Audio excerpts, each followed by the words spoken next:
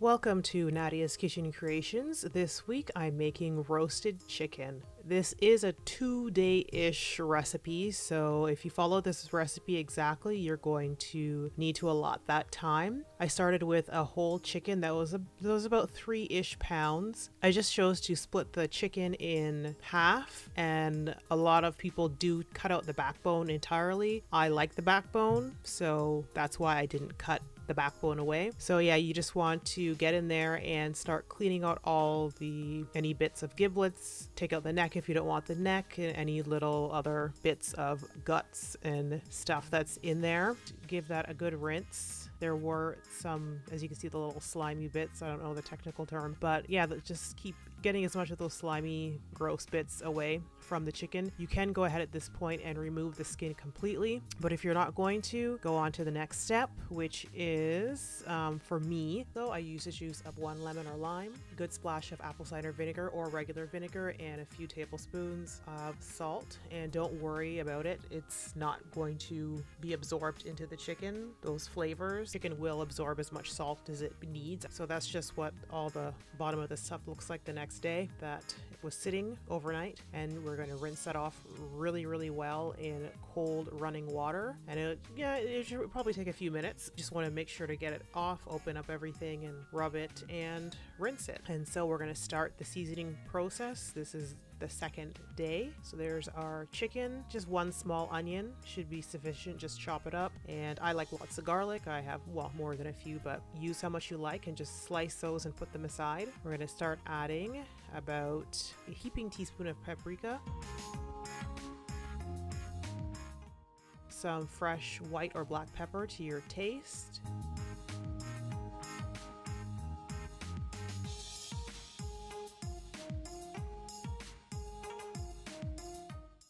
I like to use pick pepper sauce, add a good splash of that. If you don't have the sauce, don't worry about it, just leave it out. Teaspoon of dried thyme,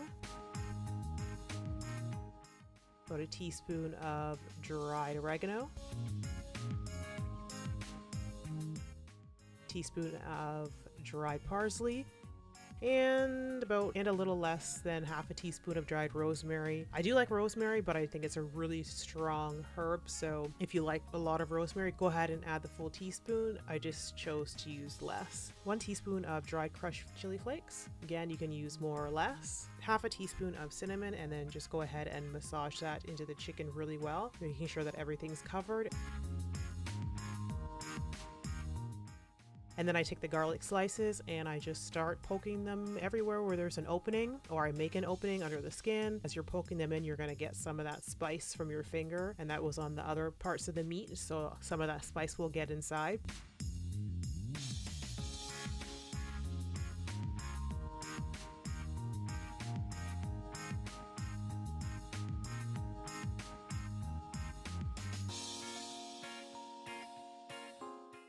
So you can see the little bits of garlic poking through underneath the skin. That's great because you want that garlicky flavor. I do anyways. I want that in the meat.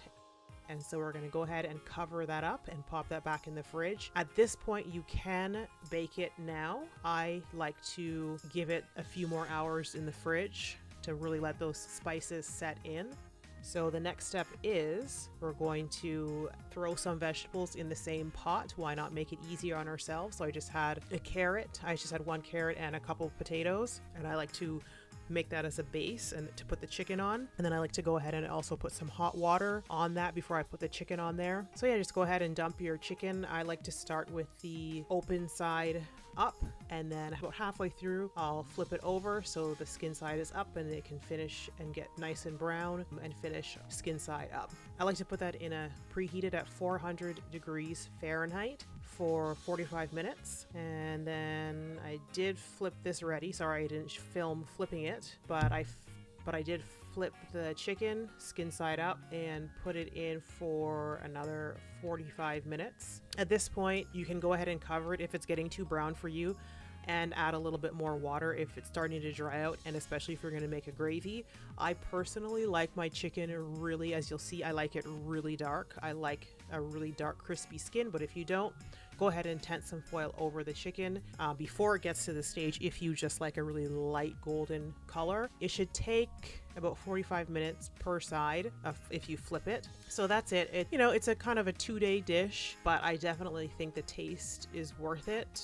It's a lot of spices, but I definitely think that this is worth it. So I do hope that you try this recipe, and if you do, please leave a comment below and tell me how it went for you. And if you enjoyed this video, please don't forget to subscribe, share this video, and leave a like, and I will see you in the next one. Thank you so much for watching. See you next time.